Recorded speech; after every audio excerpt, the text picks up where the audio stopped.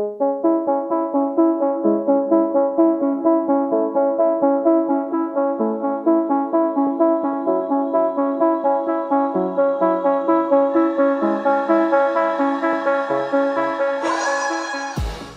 and welcome to the Blackout podcast where I get to talk to amazing people who do amazing things. And today I'm so happy I get to talk to, I don't know, man, you're a legend to me. Cause like every time I see you play, I'm like, nah, he can't be that good. And it's like he's that good.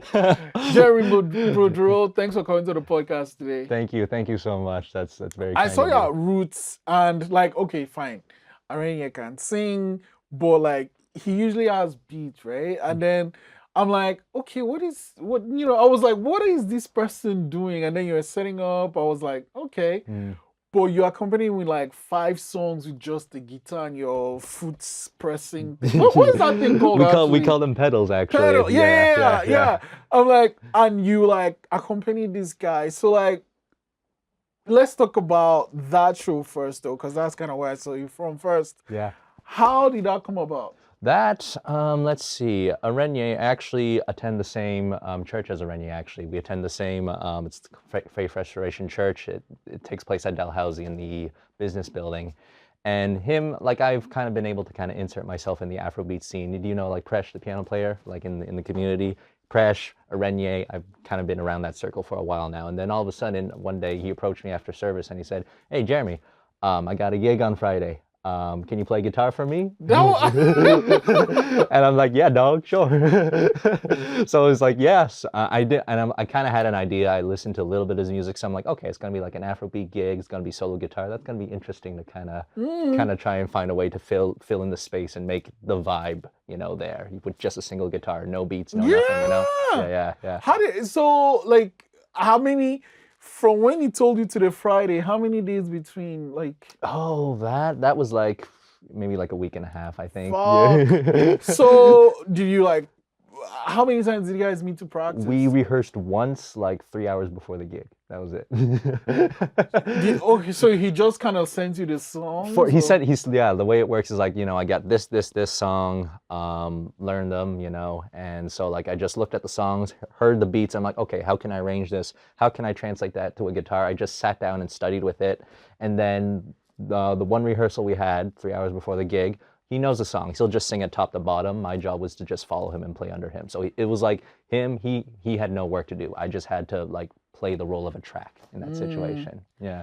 How on your own end though, so you listen to, like, what's that process look like? The listening and then translating it to your guitar? Yeah. Well, the thing that's nice about an electric guitar is that you can actually access a lot of colors that any other. Wait. What is colors? Colors. It's a bit abstract, but like when I say colors or like kind of like shades or textures, that kind of thing, with effects or those little pedals that I can do, we have the ability to really just tap into all of that. So like there's certain, like if you want more of a rock sound or more of a smooth sound, more of a jazz sound, like people throw those terms around, we have the power to kind of tap into that. And so when I was listening to Arenya's tracks, I was hearing like some more mellow stuff, some more sweet kind of sensual sounds, and then there were some like straight up almost rock sounds, and I'm like, okay, I know how to get into that too. There was just, for every single song, I was just kind of like writing down, okay, this is what I'm hearing, this is the vibe, this is what I have to look for. I need to find something sweet, I need to find something smooth.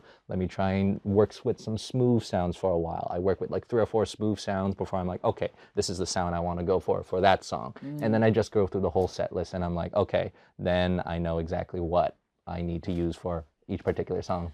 Okay, so here's the thing though. It's like, they meet. Okay, I just found out you don't watch movies, but okay. Yes. So there's this franchise of movies called Fast and Furious. Yeah. Fast and Furious. I've heard of it.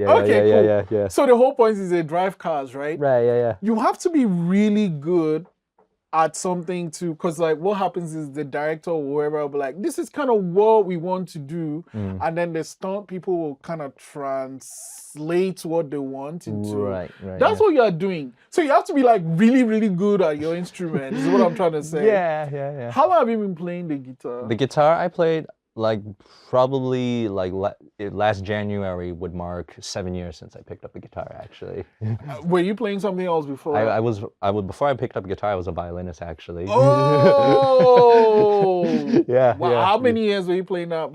Like, do you still play the violin? Like casually, like I have like I used like to give you some context, I used to be like a classical violinist. I used to play like your Mozarts, your Beethovens, that kind of thing. But then I wanted to switch over to guitar because I wanted to just be able to play more musics beyond the classical sphere. I wanted to like tap into some blues sounds or some rock sounds or some jazz sounds, and I'm like, this can help me travel to so many more different worlds than a single violin can. So I was like, I wanted more. I was hearing all this stuff, but I had no way to travel to that place, so I decided to go for guitar. Huh. Yeah. And how many years have you been playing the violin before you got to this? Right. Yeah. So violin, I picked violin up, I think when I was around 4 or 5 years Wow. old, Yeah. What like do you come from a musical family or? My dad, he was a bass player actually. Oh. My dad played in like a country kind of like kind of country rock kind of band. And they actually toured like the country actually for like 4 years ish, basically before they just kind of retired that for a while. He was actually, when he set off to tour across Canada, he was actually my age. He was 22, I think, 22 or 21. Set off across the country, toured for 4 years, and then he decided he just really couldn't keep up the whole, Holy shit. yeah, touring Wow. thing anymore. But I guess, What did he switch to? Like he was living the life that people was like, nah, no. What did he switch to do? he switched to teaching actually. What? Yeah. What? No, but like to each their own, to each their Right, man, right, right. It's Yeah, like, yeah, okay. yeah, So, yeah. and then you play the violin like for forever, pretty much. Forever, yeah. Never really. My heart, like I did play the violin, but my heart wasn't in it like it was the guitar. As soon as, yeah. So, but like, you played it and then you only picked up the guitar when you wanted to do, like, did you ever consider the guitar while you're still doing the violin Like thing? in the last, like before I picked up guitar 7 years ago, like a year and a half before I got my first guitar, I was developing a lot of frustration where I'm like, okay, this violin thing, it's like, it's kind of getting to me. Like I can hear all this music, I can hear all these colors, but I don't know how to interact with it. I'm just stuck here playing, classical music. What can't you like put violin in like Afrobeat and stuff? Yes, you could. You absolutely could. It's just that from honestly, one thing that a lot of violinists will tell you as well is that violin is a very difficult instrument to keep up as well. As a kid, I wasn't very disciplined. I was very impatient, very undisciplined, and so and the violin, like to be good and to maintain it and to be strong, you need to put in at least 2-3 good hours a day, honestly. Just playing. Just playing, God damn. just keep, well, at least, and I was a perfectionist as well, just, yeah. So it's like that kind of thing. And so it's like violin, it was like, I was like mediocre. And so it was like, in order to be good, I had to put in those hours as a kid. And I'm like, I ain't want to do that. Right. So are you saying playing the guitar is easier than playing the violin? Playing the guitar, yeah, I think in a lot of ways playing the guitar is easier because, like, for example, if you look at a guitar here, like you have these things called frets, so you can divide the notes equally. With a violin, there is no frets to divide it, your notes, so it's like it's a lot easier to make mistakes, playing like weird notes on a violin, for example. On a guitar, it's just kind of easier as well because you can rely on shapes a lot more. And so you don't really have to think as hard, honestly. Yeah. Choo! Yeah.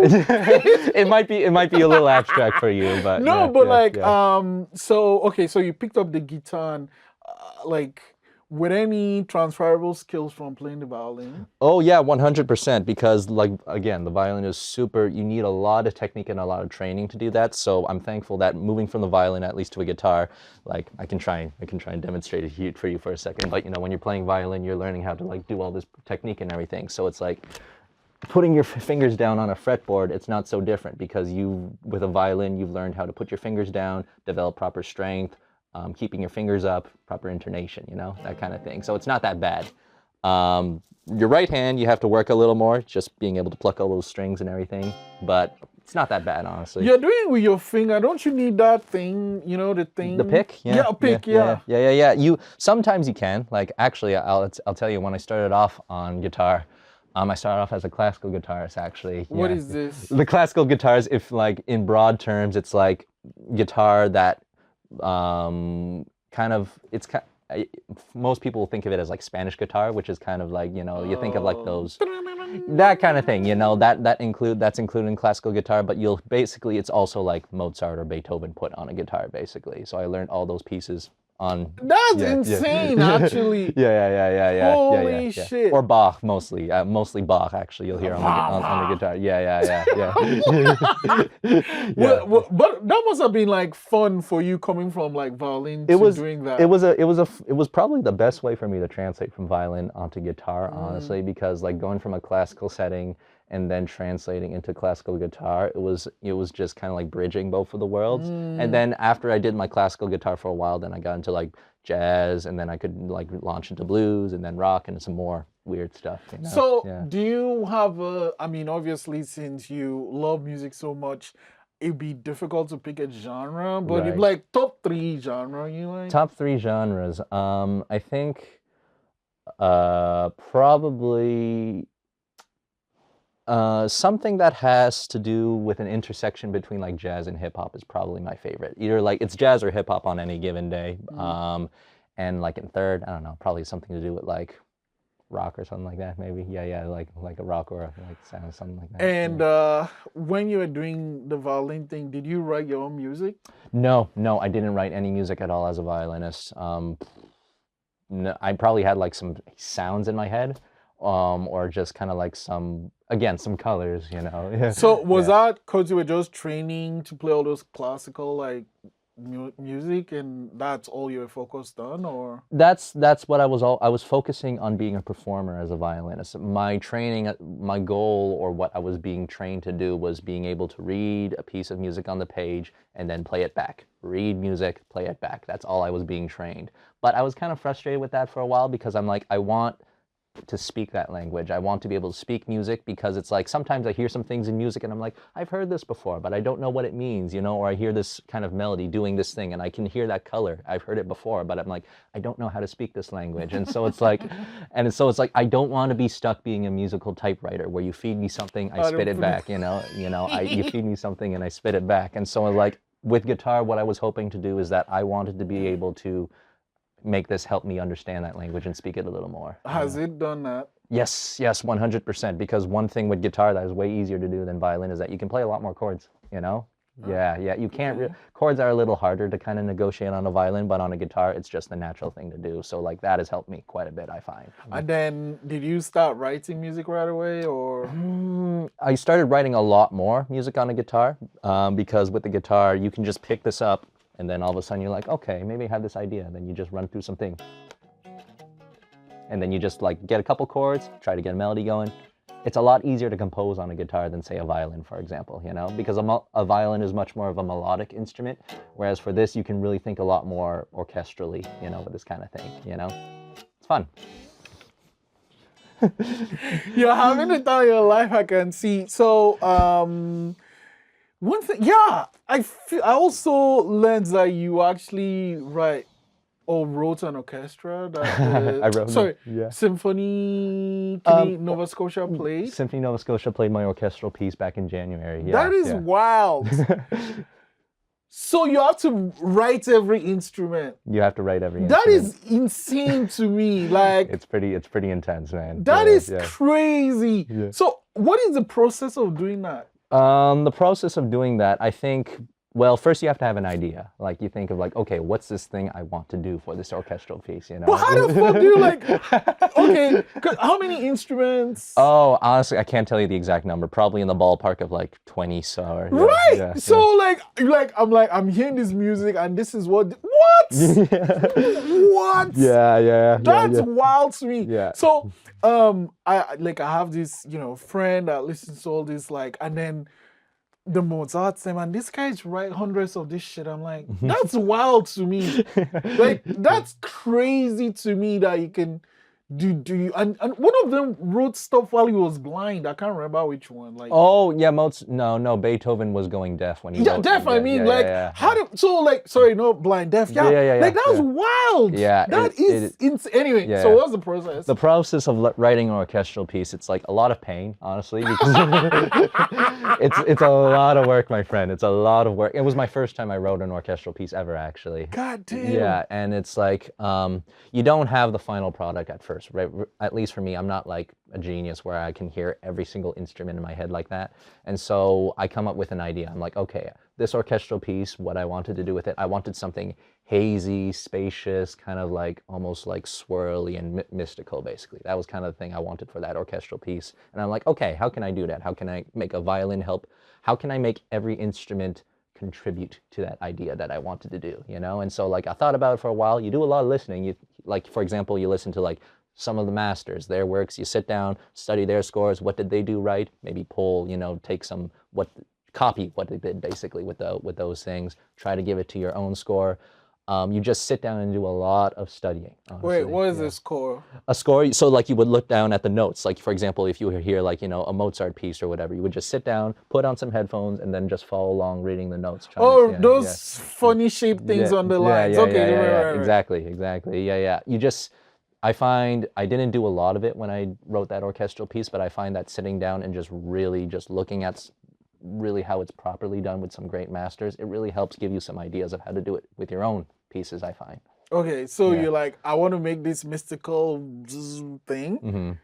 What is the first instrument you start with? Oh, I love the strings because like I was a violin player, it's just the natural thing I just kind of go to. And so usually I go for strings first, and then from there I just kind of build it around the Do you orchestra. play the entire song, like, you know, write the entire thing with just the violin first? Or are you like, you know what I mean? Yeah, like sometimes some not really. Sometimes I'll just write a part, maybe like 8 bars of music with like a violin, cello, bass, and viola section. Then I'll just write like a string section for like 8 bars, and then once I have that, then I'm like, okay, how can I build some horns on that? How can I build maybe a timpani in there or something like that? It's like you just start with that germ, and then you build it from there. Just be like, you do 8, but you do 8 for each thing.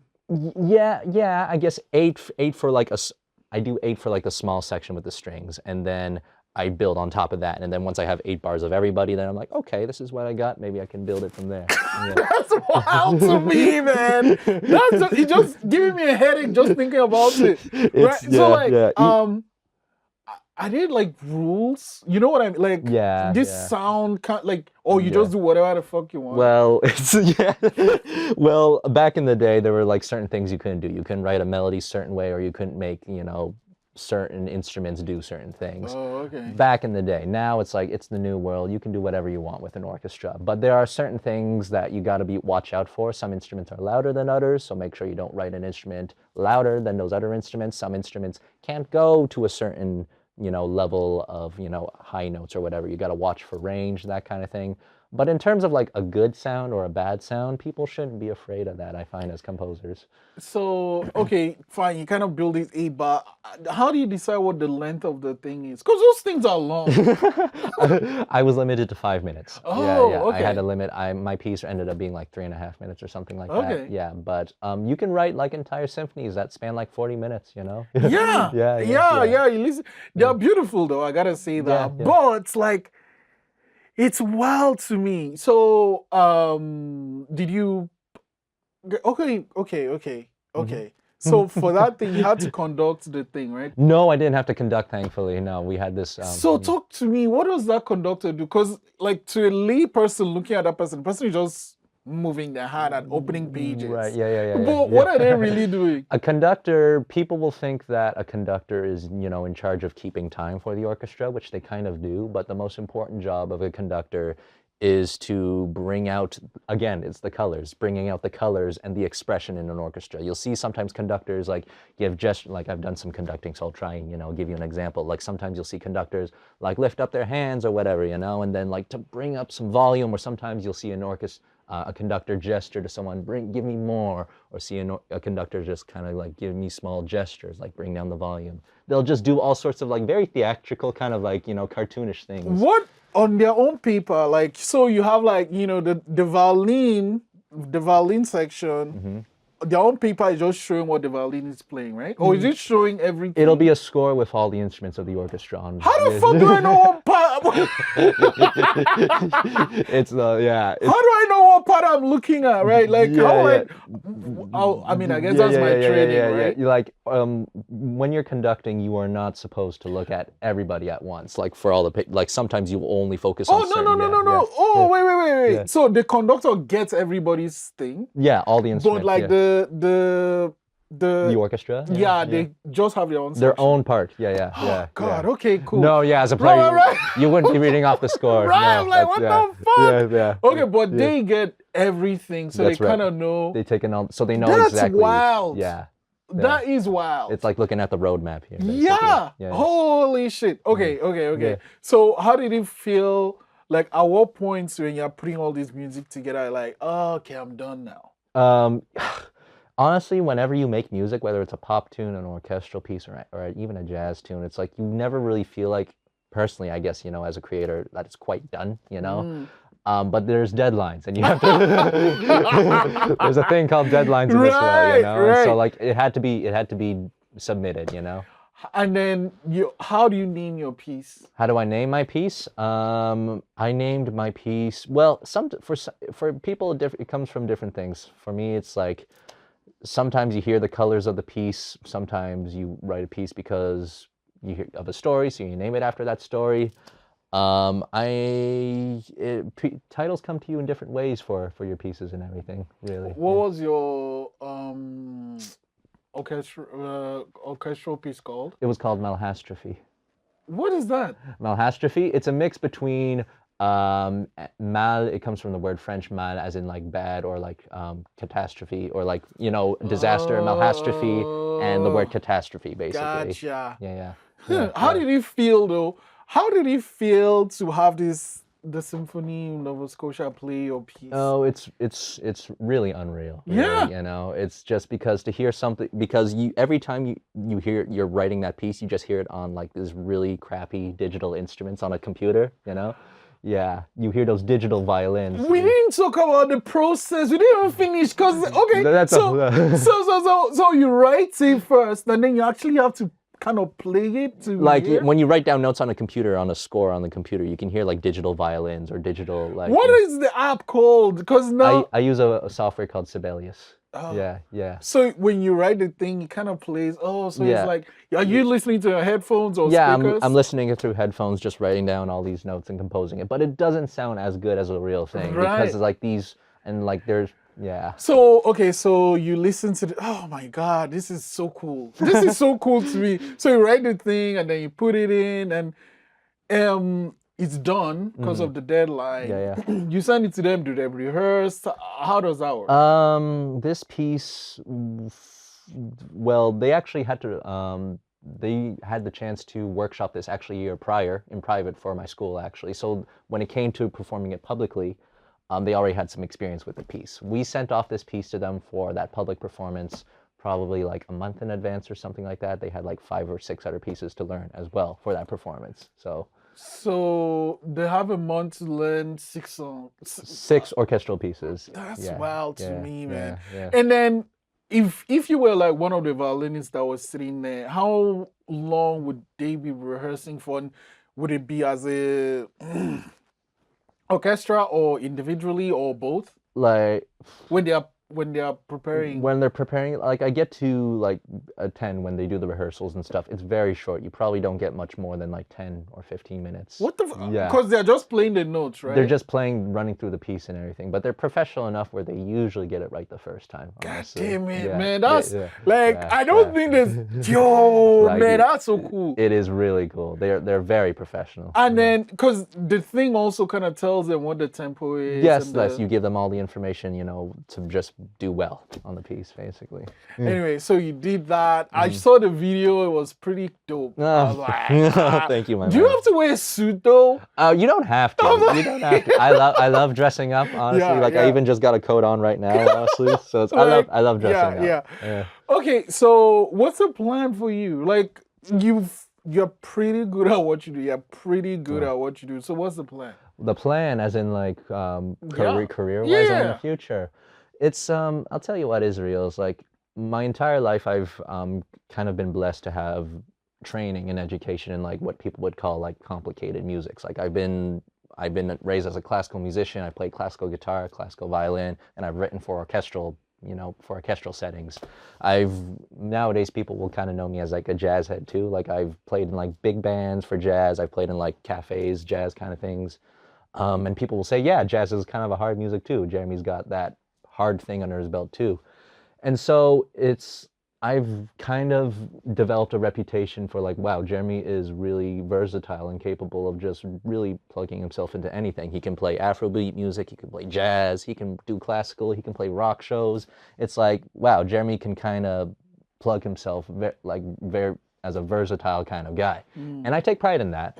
But I'll tell you what, every now and then, like I feel like there's sort of a myth kind of being developed around me sometimes, where it's like Jeremie has, he's so involved in all these really trained and really complicated musics, is that sometimes he's just all the way up there and we can't really, reach him sometimes. Every now and then I've had some incidents where it's like people were just like, it's like, oh my gosh, he's all the way up there. We can't match him at all. And that kind of bothers me sometimes, because it's like, even though like I get involved in classical music or jazz music and that, or just really process type of musics, at the end of the day, I'm still just a dude, behind the guitar. I'm just a regular ass guy. I'm just a regular ass guy, who has problems, who runs into heartbreak, who doom scrolls just like any other person on this planet, And I want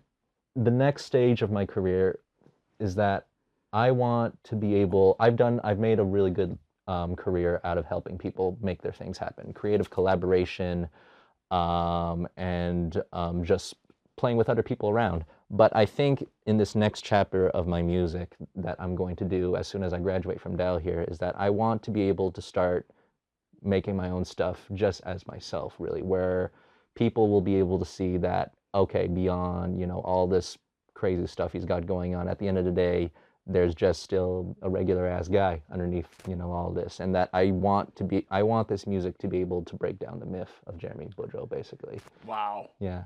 Yo, how are you that talented and that humble? See, this is why I don't have talent, because if I was that talented, I'll be a dick. I'll be like, I'm sorry, you can't talk to me, talk to the guitar. No. That's very kind of you, man. But it's like doing all this stuff. It's like I can do. People will say like, my gosh, Jeremie, you can do all this stuff. It's like, yeah, but like I make a lot of mistakes with this kind of stuff. Like people are like, you made an orchestral piece, you can play jazz bands. Yeah, but I fucked up a lot doing that too, man, People, okay. I don't want people to think I'm perfect, because I make a lot of damn mistakes. I also learned that you don't just collaborate by like working with, artists and their pieces, but you also teach too. Like I do teach, yes. How did that come about? And how do you even teach? Like I don't think it's something that I can learn, but like walk me through it. How did you get into teaching, and what is the process when you want to teach someone? Well, I wanted to teach at first because I needed money. That's a good reason. Yeah, I needed money. I started teaching around like 3 years ago, and I was just kind of like reaching out to schools, like people who ran their own teaching businesses. I just wanted to plug myself in and present myself, saying, hey, can I be a teacher? Can I teach guitar, violin, piano, let me know.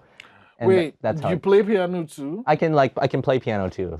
Well, not like I can't play like a whole piece, but like playing chords or progressions or just like trying to like compose, I can do that pretty decently, okay. I think, Anyway, that's a whole other thing. But and that's just kind of how I got into teaching at first. I worked for other people first, and then eventually, after doing that for a while, I'm like, okay, I kind of got this teaching thing down. I've developed like a skill, an attitude for teaching. Now I can start my own private lessons. I run some private lessons from my own place. I have a couple people down there, just kind of in my home studio where I just teach them guitar and other things. It's fun. So I'm like, hey, I hear you're a good teacher for, I don't know, what other things do you teach? Oh, guitar, I piano, teach guitar, violin. piano, violin. I've taught primarily those. Yeah. I think the most difficult is going to be the violin, right? Oh, it's yeah, so difficult. Yeah, Yeah. yeah, Okay, so yeah. the guitar now. So I'm like, Hmm. which, so if violin is the most difficult, is the keyboard or the guitar the easier of the two? Keyboard would be a lot easier because you don't have to get over the learning curve of learning how to play, fret a guitar or Yeah, play a that is violin, a fucking. Yeah, Also, it yeah. hurts your It hands hurts, though. yeah. Whereas for a piano, you just boom, Bam, and it's a bam, pretty and good sound, it's good to Yeah, go. yeah, Okay, yeah, okay, yeah, okay. yeah. So let's go in between then. The guitar, Hmm. someone, I'm like, I reach out, I'm like, I want to learn what happens.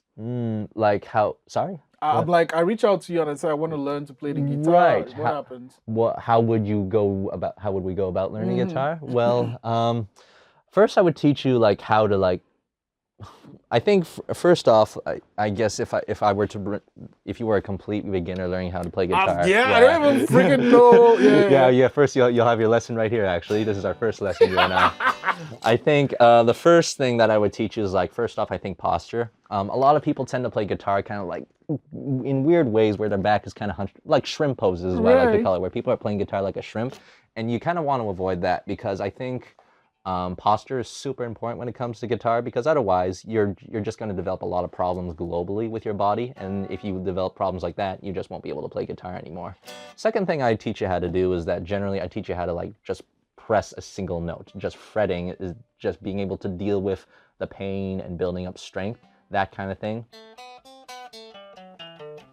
I would just teach you how to just make a pretty decent sound without your nose cacking out like I would just teach you how to avoid that basically. Right, right, Then right. if I can teach you how to make a good sound, then we can move on to big chords. Then we can move on to scale. And then maybe more songs, that kind of thing. You just take it step by step basically. God damn. Yeah. So, but do I need to know to read those notes or? No, you don't. You don't. Oh, Yeah, okay. yeah, you don't. Absolutely not. I think it never hurts for you to learn how to read music, but I think for someone, especially for people who just want to play for fun, you don't absolutely have to learn how to read music to be able to play guitar at all. So each session is usually how long? I've usually just gone about this in like 30-minute sessions. Okay. People like feel like 30 minutes is just enough to get, just in and out, just a nice amount of information beyond, Yeah. And then, is it advisable at someone learning to play guitar or whatever to get their own guitar to just rent when they're playing? I think you should always have your own instrument, like whether it's a guitar or a violin or a piano, always have one of your own. If you can rent, that's great, but always have one nearby that you can practice on, because outside of the lessons, the magic happens with the work you put in outside of the lessons, not necessarily in the lessons yourself, Right, right, right, It's like right. I could give you like $1 million advice, but if you don't practice it at all, then, nothing And happens how at all. often Yeah. would you advise me to practice? Well, I think even 30 minutes a day, you can do a lot. People think like, oh my gosh, with this practicing, I need to like give 5 hours a day to this thing or whatever. It's like, and you don't, man. Even 30 minutes of like practicing the right thing is way better than like even 10 minutes. Hell, even 10 minutes of just focus practicing on one thing. It's like, it's great. But even 30, 45, even an hour is great if I could advise that. Wow. Yeah, man. Okay. So obviously you are great, but I'm guessing you still practice daily. Yeah, I try to practice daily. It's hard, doing what we do because if I was just strictly a performer, of course, that would be a lot of an easier sell. But like I'm a composer as well, so I have to sit down and write and everything, and I have to compose and create and everything. But also, being what we do as musicians in this modern day and age, you just can't. It's kind of hard to stick to one thing as well. So like I have to practice, I have to compose, I have to apply for grants, I have to do some more research, I have to listen to more music to expand my horizons, And How do then, you decide what songs to listen to? how do you decide what songs to listen to? Sometimes I just look up a list of like, top 100 albums you should listen to before you die or whatever, Yeah. Or something like that. Sometimes I ask friends, sometimes I ask my buddies saying, hey, you got anything new? You like, give me something to And listen you to. just listen to the entire like fuck. Yeah. Do you listen when you listen to the thing hmm to a song, hmm just a song on the radio, whatever, Yeah, yeah, yeah. do you kind of listen as just I'm just listening to the song, or you just listening technically like, oh, does that Yeah, I sound try not to, as musicians, like we love to take things apart. I try not to be too technical about it. It's like, mm. oh, what is this thing doing here? It's like, Yeah, yeah, what yeah, is this yeah, yeah. going on? I try not to do that first. I just try to take in the song, as a vibe first. I'm like, what am I hearing? Just as a whole first. Mm. Then, if I like the song enough and I'm like, whoa, this really impacted me, then I'm like, okay, I can listen to it a second time. Then I can turn on my musician ears, Mm. try to take it apart then. Yeah. Wow. Yeah. So wait, you kind of answered it, but it was also abstract, and it's just been ringing my brain. So I'm gonna bring it back. You're Yeah. like, the next chapter is for you to say, "This is me." Is hmm that like an album An or? album, you could call it a solo career. I think in all my compositions, like composing is super new to me. I've only started getting like good at it in since I started 2 years ago. I've only been at this very recently. I think as I'm starting to compose, whether it's like for orchestral musicians or whether it's jazz pieces or like for a jazz album, which I would love to release myself, or even a solo releases as Nova Fiasco, as myself as a solo artist. I want all those pieces to start reflecting my personal experience and start really bringing out the personal in myself rather than just the technical, the technical. Okay, Yeah. Nova Fiasco. What's the story behind the name? Oh, Nova Fiasco. Well, honestly, you ever heard of Lupe Fiasco? Oh yeah, Yeah, yeah, yeah. Lupe Fiasco, I think he's probably one of the most just jaw-dropping, absolutely Is he the breathtaking. one that has a course in Harvard or one of Yeah, I those? think yes, I believe. Yeah, Oh, yeah, am yeah, I yeah, one of yeah, those yeah, schools yeah, yeah, like yeah, yeah, that? yeah. I was I like, think I've heard what? of that. Yeah, That's he led wild. courses. Yeah, in lyricism and hip hop and everything. Yeah, Yeah, yeah, yeah, that is yeah, wild. yeah. Okay. I think like Lupe Fiasco is a super fascinating just storyteller and lyricist to study. If you ever get onto listening to his music at all. Kick, Yeah, yeah. push, kick, push. Exactly, And so like for me myself, I love, and it's super fresh, and there's a youth I find to his music, and it's really inspiring for me. And so I just took a little bit off of that name. And Nova Oh. Fiasco, if you were to translate it into like straight up English, it means like new disaster, basically. Nova Fiasco means new disaster, in which like I think new disaster as in like new disaster, which is just life in general. Life is just really one event, one disaster after the other. But that's just your life. When you look back on your life, when you finally you die and you get out of here, you look back on all of it and you think, okay, this thing after the other, but all these events, they build up and they make who you are. And you got to be grateful for all the things, the good and the bad, because they make up your life as you know it. And How that old are you, man? You should be like, you're sounding like some ancient. I'm 22, dog. I'm 22. Where do you get all this knowledge from? Like, It's corny. It's corny. It's corny. no, it's not. Yeah. It's very like, holy shit. I'm like, Yeah. wow. I find especially as musicians, like we have this ability to play this music, and sometimes we feel like, oh, life needs to be so easy now. It's like as soon as I've tapped into this gift from God, I shouldn't have any more problems, which was me for the longest time. But then I realized one day that with this whole music thing is like, more than ever, like I have an ability to affect people Yeah. and really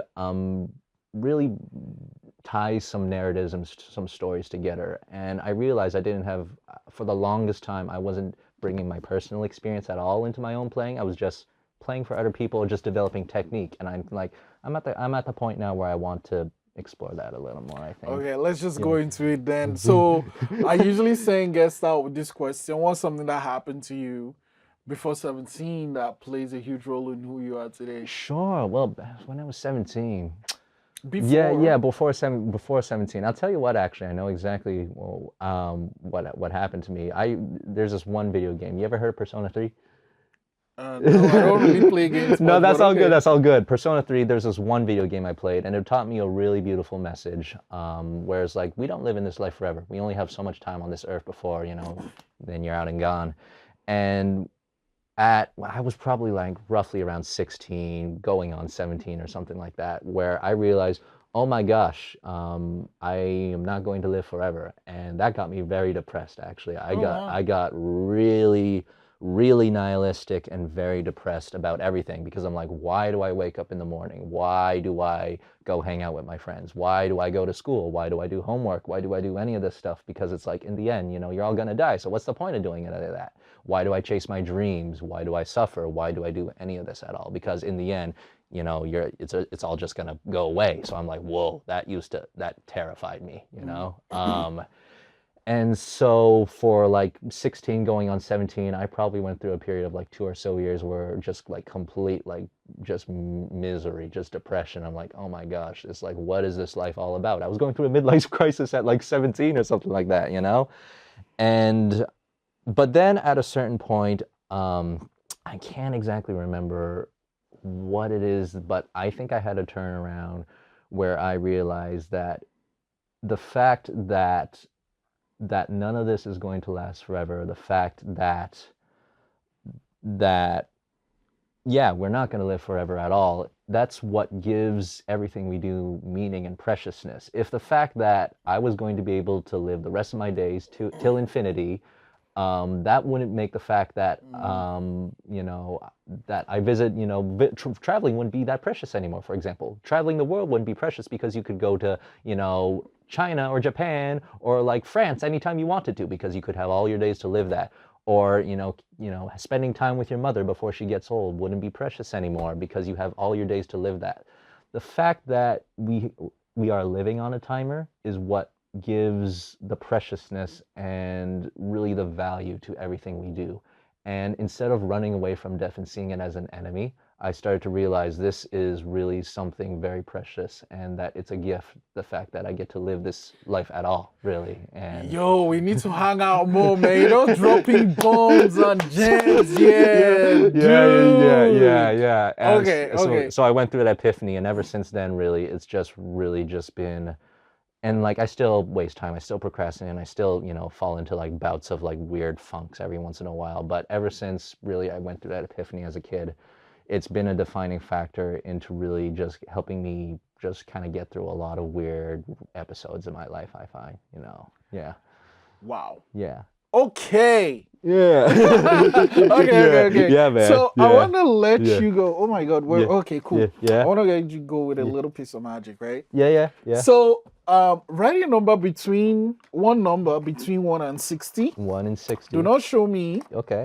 Once you have your number, you can point it to any of the cameras. Okay. Yeah. And I'm going to use my magical cards to guess You're gonna what. guess my number, eh? Okay. Yes. All right. So I pointed at the camera. Is that it? Yeah, you got it. All right. Okay. Here it is. Okay. So it's going to be in at least one card, but Mhm. it can be more than one card. Okay. Okay. Okay. Is your number on this card? It is. Okay. Is it here? Nah. Oh, man, I'm just getting easy stuff today. This is easy. 7. What? What? You looked. This guy looked. No. He looked. I'll tell you, he looked. He cheated. No way. That's crazy though. That's crazy I though. told you a little bit of magic. Yeah, you know when you have your magic with your fingers and stuff. Yeah. I have my magic cards. Yeah. Jeremy, Yeah. I mean, the music you make is wonderful, and I can't wait to hear like your story through your music whenever that comes out. So how long do I have to wait for this though? It's been delayed. Honestly, there's no excuses with these things, but it's been delayed for a while since I've finished my graduation here at Dalhousie. But as soon as like I finish my graduation here, I get all that wrapped up, I can really see myself just spending the summer just really exploring those colors and those stories and really, trying to get that out. So hopefully, by the end of this year, we'll see. Okay, okay, I'll hold you to that. Yeah. But I'm not gonna let you leave the studio without playing just a little something. Yeah, totally, man. Okay. Yeah. Thank you so much for the magic you created, and thanks for course, coming man. to the podcast today. I'm gonna clear out so that we'll hear the maestro do his The thing. maestro. I've been called that once or twice. I can try and improvise something.